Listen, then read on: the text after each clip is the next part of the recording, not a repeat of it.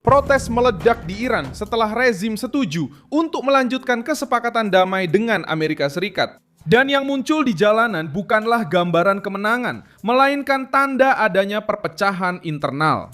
Pada hari Senin 15 Juni 2026, topik ini mendominasi berita internasional karena pemerintah Iran mencoba menjual negosiasi tersebut sebagai manuver diplomatik.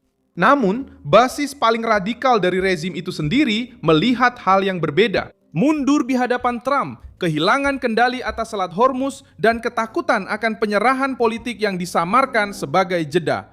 Di Teheran dan Mashhad, para pendukung garis keras turun ke jalan menentang Menteri Luar Negeri Abbas Araghchi dan Presiden Parlemen Mohammad Bagher Ghalibaf.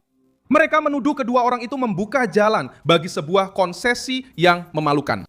Kesepakatan yang sedang dibahas mencakup pembukaan kembali Selat Hormuz, pelonggaran sementara sanksi terhadap minyak, negosiasi mengenai aset yang dibekukan, dan pembatasan terhadap tindakan baru dalam program nuklir. Sementara para pihak mendiskusikan penyelesaian akhir dalam 60 hari bagi Trump, langkah ini memberikan kemenangan telak bagi Gedung Putih. Memaksa rezim untuk duduk, menerima tekanan, dan menjelaskan kepada para radikalnya sendiri mengapa rezim itu bernegosiasi dengan musuh yang dulu mereka sumpah akan lawan.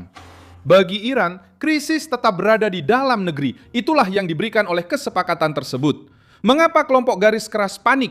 Bagaimana Trump mendorong rezim ke dalam perpecahan ini? Saya akan segera menceritakan semuanya kepada Anda. Jika Anda suka konten yang langsung ke intinya dan tanpa basa-basi seperti ini, pertimbangkan untuk berlangganan karena di sini ada video seperti ini setiap hari.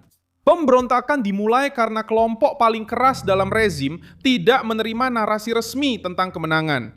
Mereka melihat draft kesepahaman itu dan melihat adanya kehilangan daya tawar.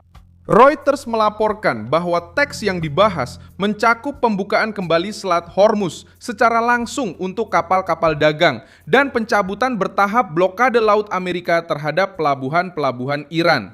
Juga terdapat dalam paket tersebut janji bahwa Washington tidak akan memberlakukan sanksi baru sebelum tercapai kesepakatan akhir. Selain kemungkinan pencairan aset Iran yang dibekukan senilai 25 miliar dolar sebagai bagian dari negosiasi yang lebih besar. Di bidang nuklir, Iran akan setuju untuk tidak memproduksi atau memperoleh senjata nuklir dan akan mempertahankan programnya dalam kondisi saat ini tanpa memperluas pengayaan atau fasilitas.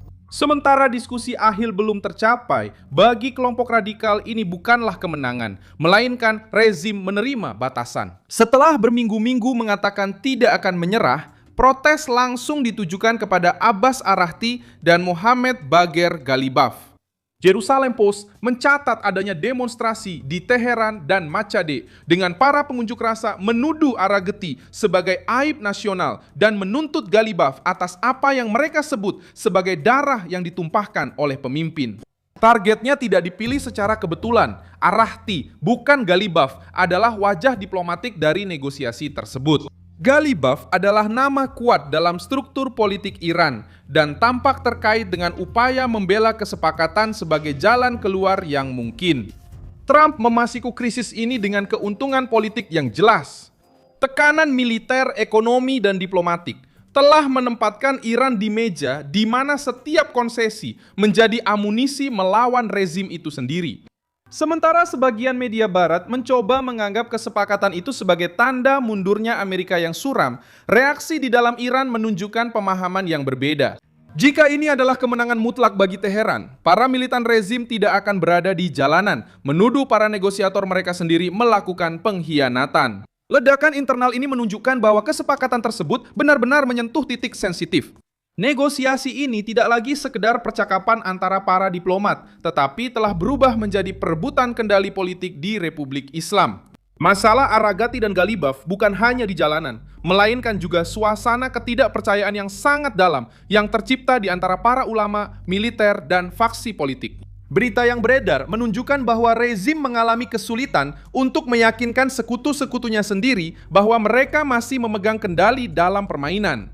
Ketiadaan berkepanjangan sinyal publik yang kuat dari pemimpin tertinggi telah memicu berbagai teori, ketidakamanan, dan persaingan di balik layar. Dalam sistem tertutup, ketika pemimpin tertinggi tidak tampil dengan tegas, setiap faksi mencoba berbicara atas nama kelangsungan hidup rezim. Disitulah kesepakatan dengan Trump menjadi bahan bakar bagi perpecahan militer dan politik. Satu kelompok ingin membeli waktu, bernapas, dan menghindari kehancuran yang lebih besar, sementara kelompok lain lebih memilih mempertahankan retorika perlawanan, meskipun itu memperdalam isolasi dan kelelahan. Teheran juga menyaksikan adegan konfrontasi dan tekanan polisi terhadap kelompok-kelompok yang sejalan dengan rezim, menurut laporan yang beredar di video dan saluran lokal. Informasi utama adalah bahwa pasukan keamanan justru harus menahan kelompok-kelompok yang biasanya menjadi basis pendukung kekuasaan. Hal ini mengubah keseluruhan gambaran kasus itu. Ini bukan hanya tentang oposisi rakyat terhadap pemerintah. Krisis sekarang muncul di dalam kubu revolusioner itu sendiri, ketika rezim harus mengendalikan para anggotanya sendiri. Citra persatuan runtuh. Media Iran dan tokoh-tokoh yang terkait dengan rezim mencoba membingkai memorandum tersebut sebagai jeda strategis. Narasinya adalah bahwa 60 hari itu akan digunakan untuk bernegosiasi dengan lebih baik, mengatur ulang kemampuan, dan mencegah keruntuhan seketika. Namun, penjelasan ini juga beresiko, karena ketika pemerintah mengakui bahwa mereka membutuhkan waktu untuk memulihkan kekuatan, itu berarti mereka mengkonfirmasi bahwa tekanan tersebut berhasil. Donald Trump menciptakan situasi di mana Iran harus memilih antara terus terpukul di arena diplomatik dan militer atau menerima kesepakatan yang oleh kelompok garis keras mereka disebut sebagai penyerahan diri. Tidak ada dari kedua pilihan itu yang nyaman bagi Teheran.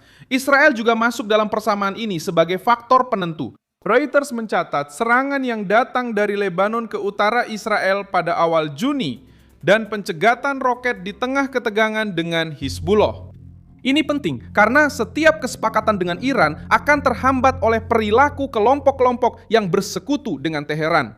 Jika Hizbullah terus memprovokasi Israel, tekanan terhadap rezim Iran akan meningkat. Bagi Israel, logikanya lebih sederhana. Jika ada ancaman, akan ada respons. Dan bagi Trump, ini menjaga tekanan terhadap Iran tanpa memberikan ketenangan yang diinginkan rezim tersebut. Uni Emirat Arab juga muncul di pusat perseteruan narasi. Ada laporan yang menunjukkan kemungkinan pembebasan miliaran dolar yang terkait dengan dana Iran. Tetapi pemerintah Uni Emirat Arab membantah telah membebaskan, mentransfer atau memindahkan dana yang dibekukan ke Teheran. Kemudian pada 15 Juni 2026, Reuters melaporkan bahwa Uni Emirat Arab meminta pelaksanaan penuh dari perjanjian pendahuluan antara Amerika Serikat dan Iran dengan penghentian segera permusuhan dan kebebasan navigasi melalui Selat Hormuz. Poin ini penting karena Uni Emirat Arab terdampak oleh ketidakstabilan regional dan mereka menginginkan keamanan di jalur energi dan perdagangan. Teheran mencoba mengubah uang dan ancaman menjadi alat tawar, tetapi penolakan secara terbuka melemahkan narasi bahwa rezim tersebut sudah mendapatkan kemenangan finansial yang dijamin. Reaksi dari kelompok garis keras menunjukkan bahwa kesepakatan tersebut tidak menyelesaikan perang politik di Iran, hanya memperlihatkan konflik internal yang ada. Front PYD dan tokoh-tokoh ultrakonservatif menganggap negosiasi tersebut sebagai sebuah konsesi yang berbahaya. Sekutu pemerintah menanggapi bahwa para pengkritik menggunakan versi lama dari teks atau memutarbalikkan poin-poin dalam negosiasi. Hasilnya adalah rezim berbicara dalam berbagai bahasa secara bersamaan. Satu pihak mengatakan mereka menang, pihak lain mengatakan ada pengkhianatan, dan pihak lainnya mencoba meyakinkan masyarakat bahwa semuanya masih akan dinegosiasikan. Kebisingan seperti inilah yang merupakan jenis perpecahan yang sangat dimanfaatkan oleh Trump. Kerusakan citra makin parah karena Iran membangun propagandanya di atas gagasan perlawanan mutlak terhadap Amerika Serikat. Sekarang, pemerintah tampak menyerah pada persyaratan Washington, berusaha mempertahankan sedikit ruang ekonomi dan berjanji membatasi aksi nuklir sambil mendiskusikan masa depan negara. Bagi para radikal, itu terdengar seperti penghinaan.